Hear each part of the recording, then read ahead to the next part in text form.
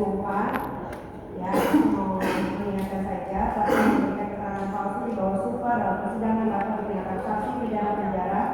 Sanksi ini diatur dalam pasal 242 Kitab Undang-Undang Hukum Pidana KUHP dengan ancaman pidana. Langsung aja pertanyaannya. Majelis sudah mengingatkan Anda bebas. Saudari saksi, waktu itu saudari saksi kenapa tiba-tiba menguasa saya? Karena saya mendapat ancaman dari Dr. Oki. Ancaman lagi karena saya baca di sini chat Anda sama Dr. Oki tidak ada ancaman. Menurut saya itu ancaman. Menurut saudari, asumsi saudari, itu adalah semua ancaman. Karena saya baca tidak ada ancaman. Nah, saya mau melihat akan kenal dengan ada di sini tahu kan kalau kasusnya apa? Tahu? Saya tahu Kasusnya apa? Waktu itu di BAP berapa kali? satu kali. Pasalnya dibaca nggak ini waktu selesai di BAP? Tidak. Nggak dibaca ulang ini. Tanda tangan doang berarti. Anda nggak baca sekilas. Ini gara-gara Anda baca sekilas saya di penjara 7 bulan loh. Anda nggak baca ini pasal 368 berubah jadi 369, pernah nggak dibaca di yang 19? Belum sekali ya dia. Oke, saya mau perlihatkan video. Apa ada kenal Fitri Sawateru? Saya tidak kenal. Tidak kenal. Oke, saya mau perlihatkan video yang mulia. Izin.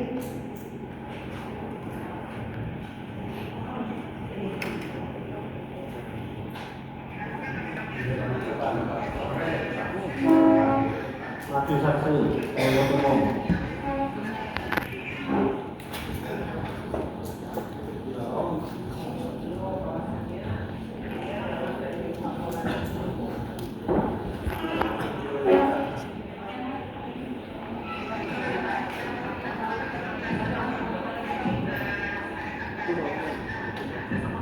Tahu videonya tapi tidak kenal atau bagaimana?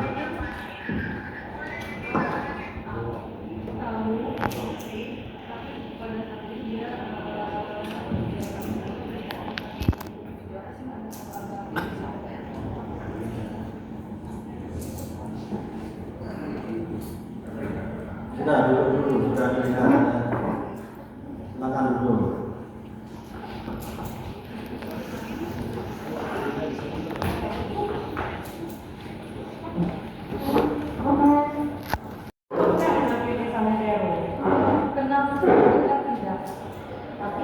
Tetapi beliau pernah datang ke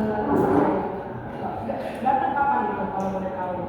Agustusnya beliau sudah hubungannya yang mulia 2025. Dalam Apa? tidak ada hubungannya yang mulia.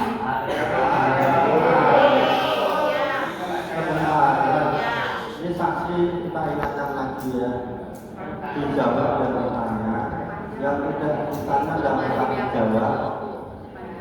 Pertanyaan di luar BAP saudara, silakan untuk tidak dijawab hak saudara. Begitu ya. Silakan dilanjutkan. Iya, ini melontarkan suaranya yang mulia.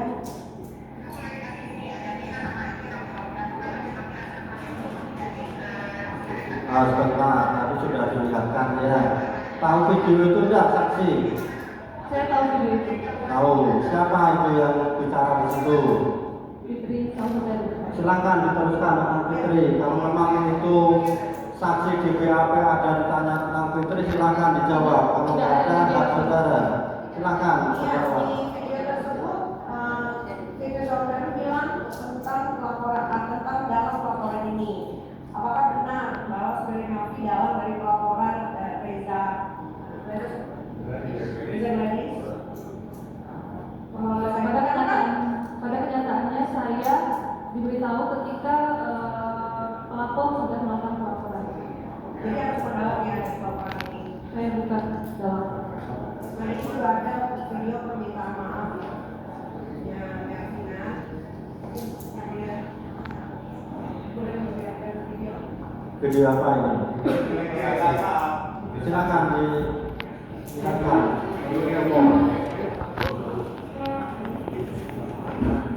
kemudian saksi menerangkan ada permintaan maaf ya, benar nggak? Coba dilihat. Betul.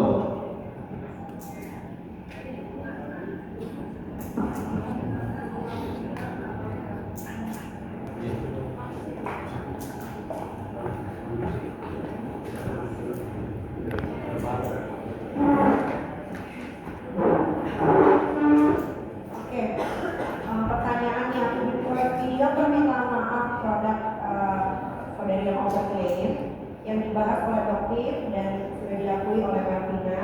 Kamu minta tolong agar saya nggak itu menyuarakan hasil review Doktif tentang saudara kamu yang overclaim.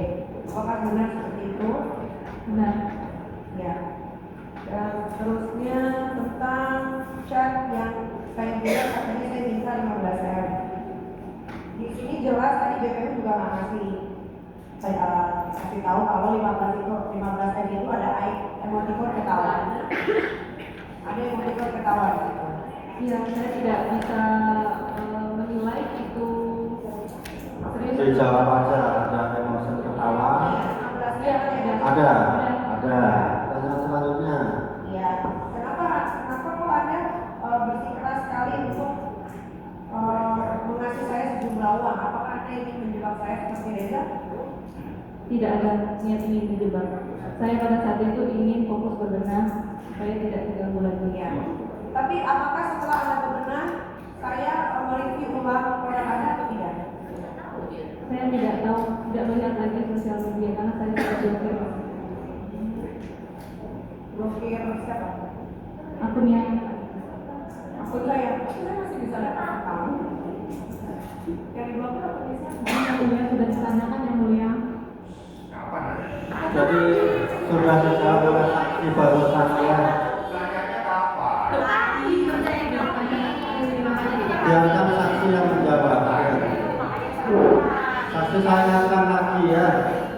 Kalau sudah ditanya, boleh tidak menjawab. Silakan dituliskan.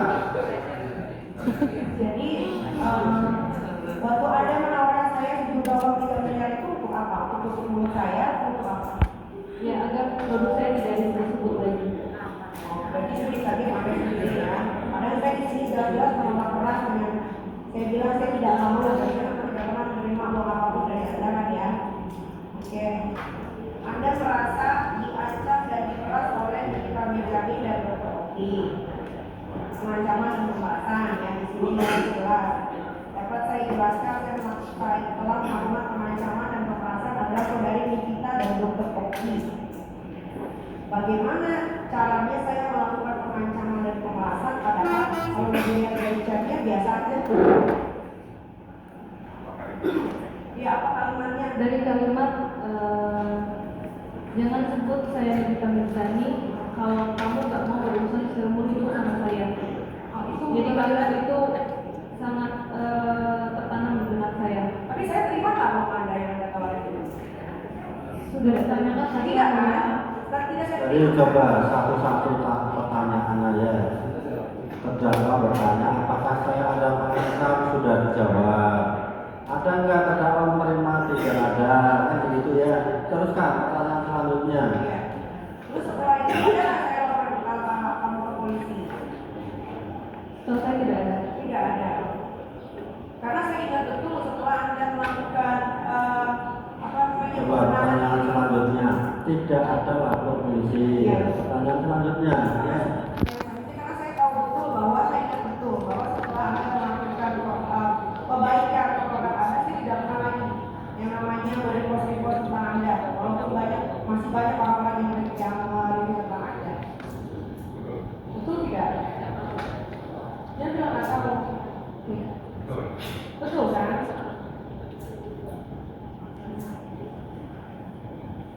Anda kenal dengan Pak Tony RM? Beliau penasihat hukum saya. Beliau penasehat hukum. Karena di sini ada menarik sekali. Pertanyaannya apa? Sudah dijawab. Ya, penasihat Di hukumnya. BAP Anda bilang bahwa Anda merasa terancam dan diperas.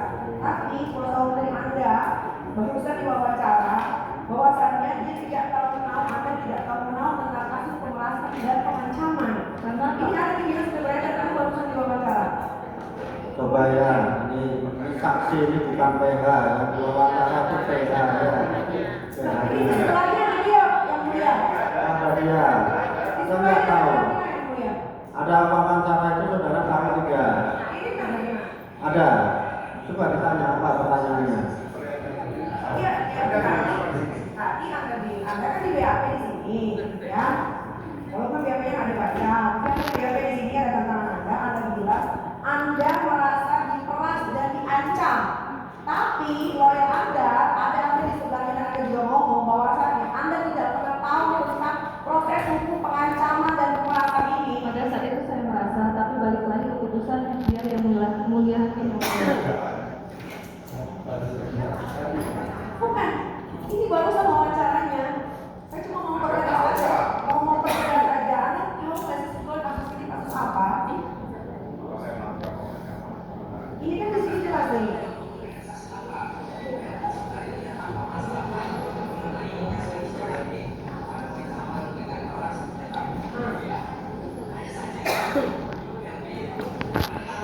Coba pertanyaannya apa? Bilang lagi biar dijawab. Sebetulnya Anda tuh di BAP urusannya apa sih? Hanya untuk ini aja. Itu gimana? Saya bersedia di BAP pada saat itu karena saya merasa apa yang dialami Dr. Reza sama aku yang saya alami. Apa yang dialami? Memang yang terjadi di rumah saya. Dijawab apa yang saudara alami? Karena motifnya sama berawal dari dokter. Apa yang saudara alami? Sebentar. Apa yang saudara alami? Yang saya alami mendapatkan kalimat-kalimat pengancaman. Pertanyaan selanjutnya, yang dialami ada kalimat-kalimat Iya, penanganan. tapi lawyernya di sebelah Mbak yang mulia, dia bilang dia tidak tahu proses hukum ini pengancaman dan pemerasan. Yang tidak tahu itu proses hukum terhadap Dr. Reza. Sebentar ya sudah dijawab. Yang tidak tahu tentang proses hukum Dr. Reza, gitu ya. Yang mulai izin stop, saya mau memutarkan suaranya yang mulia ya. Sekali lagi, maju sini. Untuk Lawyernya sebagai saksi apa ngomong seperti itu? Yang sudah saya jawab tadi, yang disampaikan Pak Tony itu tidak tahu persis kronologi yang dilaporkan oleh Dr. Reza. Tadi Anda bilang katanya telepon sama Dr. Reza. Hanya dapat cerita saja. Tapi di sini pengakuannya lawyer katanya Anda didatangi. Mana yang benar? Kalau dari telepon masih didatangi. Didatangi dulu atau ditelepon dulu? Ditelepon dulu. Baru didatangi setelah itu. Anda mengakui ya kalau skincare Anda overclaim. Iya, saya Dan mengakui. Anda salah satu penjual skincare yang selalu flexing hampir setiap hari dengan menunjukkan kekayaan, mobil-mobil Anda. Hanya melihat kesimpulan yang mulia. coba pertanyaannya apa? Ya, pertanyaan. Jadi ya udah apa nanti Anda mengakui ya bahwa Anda pernah menjual produk overclaim. Ya, ya sudah. Kok?